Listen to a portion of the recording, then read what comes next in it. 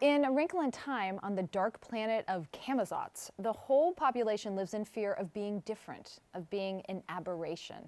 So question for both of you, how important in science is an aberration?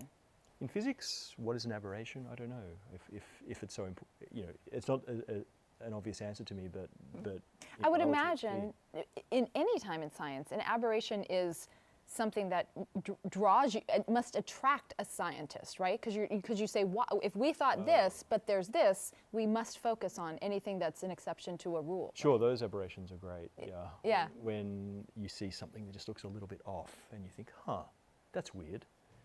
I think so many, if not most, of the great discoveries have arisen from that sort of moment. Like, huh, that's weird, yeah. What about aberrations in biology? Yes, from the biology standpoint, aberration is kind of a question of, it's a coin with two sides. So on one hand, aberration is good because it leads to change, to adaptation, to evolution.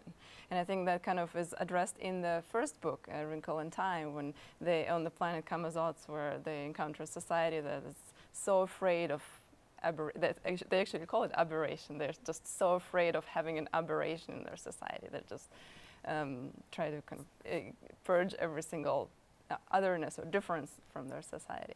But on the other hand, aberration could be extremely detrimental to a living system. Just like we talked before. Cancer? Yeah, cancer, for instance, or a genetic disease such as mitochondrial disease. A single typo in the genetic code could lead to system breakdown. So aberration is certainly a kind of a coin with two sides. That must be so fascinating with what you do, what you've devoted your life to studying, that the smallest thing can change everything.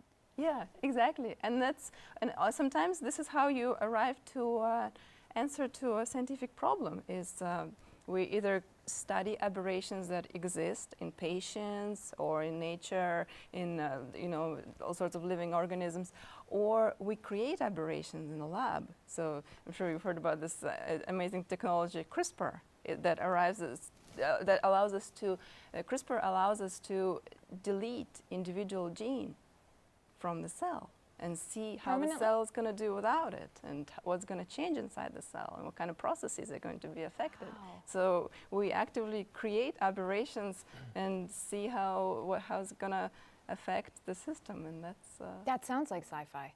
Yeah, that's normal. I mean, that's science. We do the same thing. You got to break something to see how it works. Unfortunately, sometimes that's what we do with particle accelerators, smashing things together to see what's inside.